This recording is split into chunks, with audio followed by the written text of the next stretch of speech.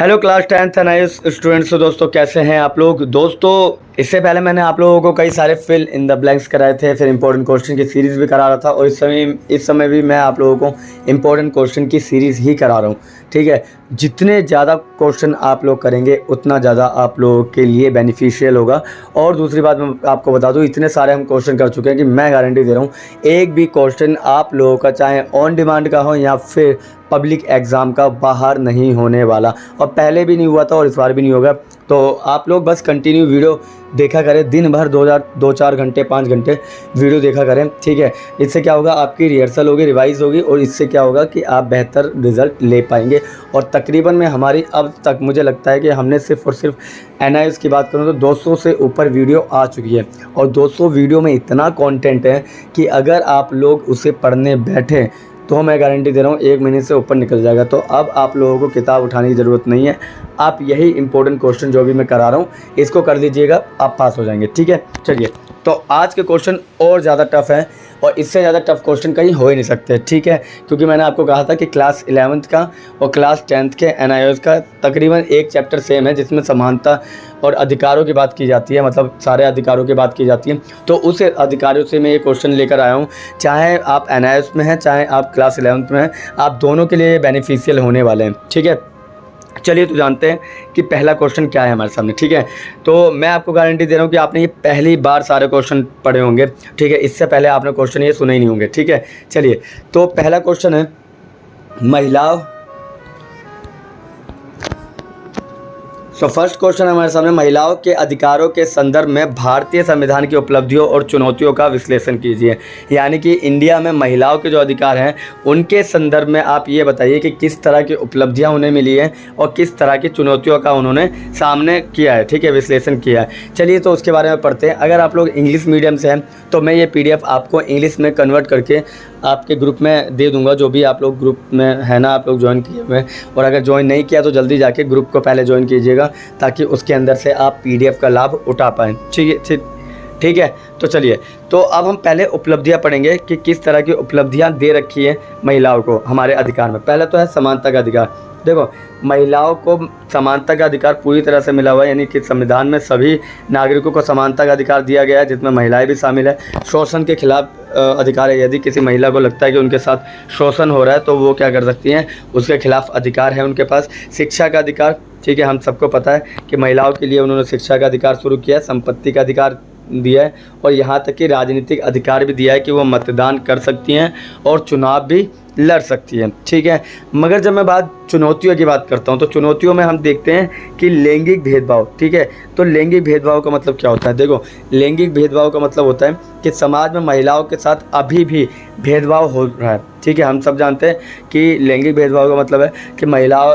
को जितना भी हम वो डेवलप कर दे कि डेवलप है आप लोग, मगर फिर भी हम जानते हैं कहीं ना कहीं उनके बीच में भेदभाव चलता रहेगा। ठीक है, इसके अलावा घरेलू हिंसा के बारे में हम सब जानते हैं कि कितना घरेलू हिंसा हो रहा है। ठीक है, और इसके अलावा क्या है, कार्यस्थल पर उत्पीड़न, यानी कि जहां वो कार्य कर रहे हैं वहां पे यौन उत्पीड़न की घटनाएं देखने को मिलती है। ये तो आम है कि एक बॉस अपने कर्मचारी के साथ गलत व्यवहार कर रहा है। ठीक है, इसके अलावा असमान वेतन। ठीक है, आप देखते हैं कि हर जगह पे असमान वेतन होता है। ठीक है, यानी कि जो भी सैलरी मिलती है असमान है, यानी कि वहीं पे पुरुष है तो उसको, अब जैसे एक फिल्म करने के लिए सलमान खान, आमिर खान, शाहरुख खान 40 करोड़ 50 करोड़, वहीं पे एक्ट्रेस चाहे जितनी फेमस हो जाए 10 करोड़ 12 करोड़ से ऊपर नहीं मिलते उन्हें। ठीक है, तो आप सोच सकते हैं कि कितना अंतर आ जाता है दोनों के बीच में। ठीक है, और कितनी भी आप कर लो कि भाई इक्वालिटी, मगर सामाजिक मान्यता कभी भी इस चीज़ के लिए बदलेगी नहीं। पुरानी थी, पुरानी है और पुरानी ही रहेगी। ठीक है, तो सामाजिक मान्यताएं पुरानी थी और उसी पे पूरा देश और पूरा समाज टिका हुआ है हमारा। ठीक है, तो ये फर्स्ट क्वेश्चन था, बहुत इंपॉर्टेंट था कि महिलाओं के अधिकारों की बात करें, उसके अंदर उपलब्धि और चुनौतियों की बात करें। ठीक है, समझ में आ गया। चलिए तो सेकंड क्वेश्चन देखते हैं क्या है हमारे सामने। तो सेकंड क्वेश्चन हमारे सामने, संवैधानिक उपचारों का अधिकार क्या है। ठीक है, यानी कि संवैधानिक उपचारों का महत्व क्या है। तो संवैधानिक उपचार होते क्या है, देखिए मैंने इसके बारे में पहले भी बताया था आप लोगों को कि भाई अभी हम महत्व की बात बाद में करेंगे, पहले संवैधानिक उपचार है क्या।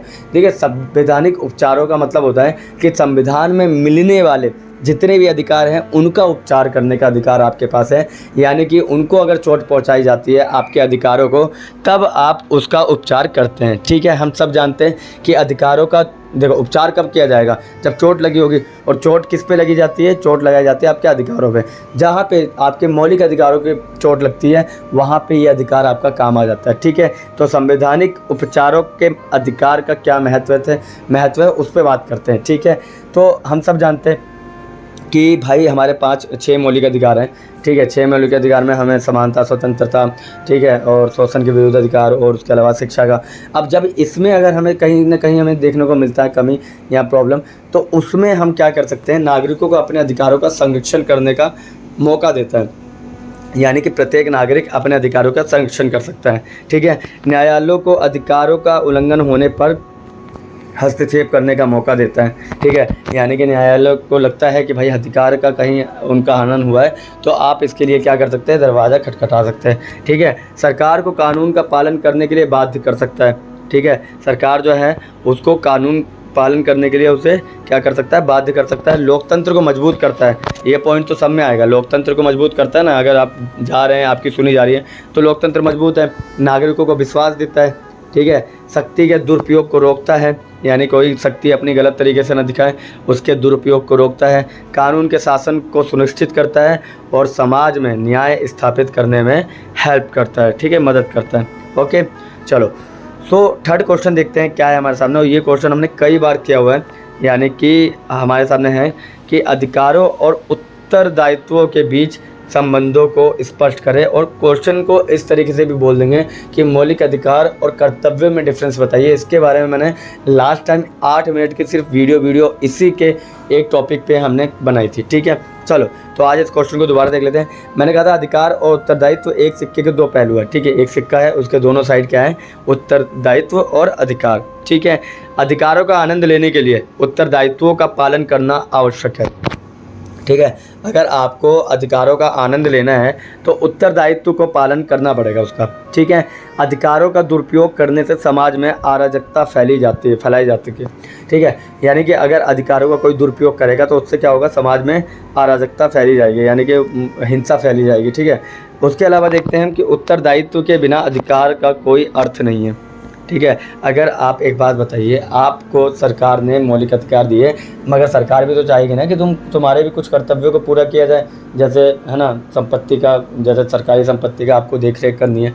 ठीक है, तो ये बहुत सारी चीज़ें, तो बिना कर्तव्यों के अधिकार हो ही नहीं सकता।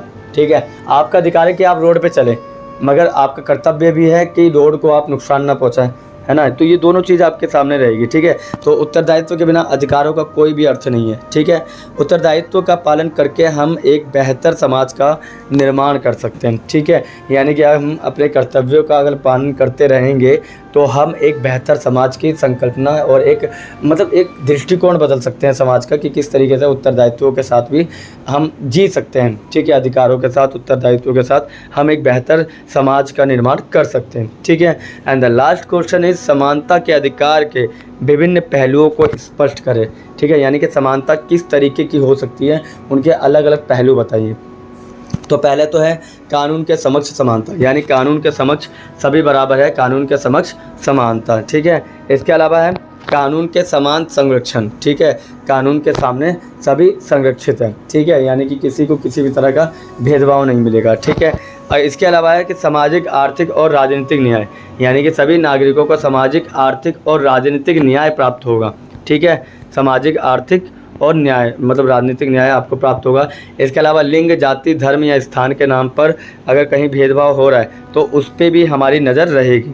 ठीक है, तो किसी भी तरह का भेदभाव नहीं किया जाता, ये समानता वाले ही बताते हैं। यानी कि समानता के अधिकार में ये आता है कि किसी भी तरह से ना लिंग के, यानी कि आप बोल दो कि भाई वो महिला है, वो पुरुष है, या जाति, या उसकी छोटी जाति है, बड़ी जाति है, या उसका हिंदू मुस्लिम कौन सा धर्म है, या जन्म स्थान के हिसाब से अगर आप भेदभाव कर रहे हो कि नहीं मैं इसे नौकरी नहीं दे रहा क्योंकि इसकी जाति अलग है, इसका धर्म अलग है, तो आपको जेल हो सकती है। ठीक है, इसके बाद हम देखते हैं कि सार्वजनिक स्थानों पर प्रवेश। ठीक है, सार्वजनिक स्थानों पर प्रवेश का मतलब क्या होता है, देखो सभी नागरिकों को सार्वजनिक स्थानों पर प्रवेश करने का समान अधिकार प्राप्त होता है। ठीक है, सभी नागरिकों को सार्वजनिक स्थानों पर प्रवेश करने का समान अधिकार होगा। ठीक है, अब जैसे मंदिर है, कोई भी बड़े से बड़े मंदिर होंगे, उस पर आप क्या कर सकते हैं, वहाँ जा सकते हैं आप, और आपको रोक टोक नहीं होगी। ठीक है, ये हम सब जानते हैं। ठीक है, समझ में आ गया। और द लास्ट इज़, अगर कोई सार्वजनिक उपक्रम है यानी कोई प्रोग्राम है या फिर कोई रोज़गार का अवसर मिल रहा है, तो उसमें स्पेशल ये नहीं है कि बस आपके लिए है बाकियों के लिए नहीं है, या बाकियों के लिए है आपके लिए नहीं है, सबके लिए। जैसे फॉर एग्जांपल कोई वैकेंसी निकलती है गवर्नमेंट जॉब की, तो वो कभी जात और धर्म के नाम पे नहीं निकलती ना, कि इसको यही जात वाले भर सकते हैं या यही धर्म वाले भर सकते हैं। ठीक है, समझ में आ गया। तो जात और धर्म यहाँ पे काम नहीं करती, यानी कि यहाँ समानता का बहुत बड़ा रोल होता है। ठीक है, क्लियर, समझ में आ गया। ठीक है, तो ये थे आपके टॉप 4 क्वेश्चन, और आज के क्वेश्चन बहुत ज़्यादा इंटरेस्टिंग थे, आप लोगों ने देखे होंगे, और काफ़ी मतलब बेहतरीन क्वेश्चन इसलिए भी है क्योंकि इसमें से आने के चांसेस बन जाते हैं। जब आप टफ क्वेश्चन करते हैं तो इजी क्वेश्चन तो खुद ब खुद हो जाते हैं। ठीक है, तो वही मैं आपको बता रहा हूँ कि आपको हर तरह से एक क्वेश्चन को ऐसे एक्सप्लेन करना पड़ेगा कि आपको उससे बेहतर आंसर ही नहीं आता, ये सोच कर करिएगा। ठीक है, तो ये कॉपी में लिखिएगा। अगर आपके पास PDF नहीं है तो आप मुझे नीचे दिए हुए नंबर पे मैसेज कर सकते हैं, मैं आप लोगों को PDF प्रोवाइड कर दूंगा। ठीक है, और किसी भी तरह का कोई भी डाउट हो, कोई भी प्रॉब्लम हो, तो आप कमेंट बॉक्स में पूछ सकते हैं या फिर मैसेज करके भी पूछ सकते हैं। ठीक है, चलिए तो मिलते हैं किसी और वीडियो में, तब तक के लिए थैंक यू और धन्यवाद।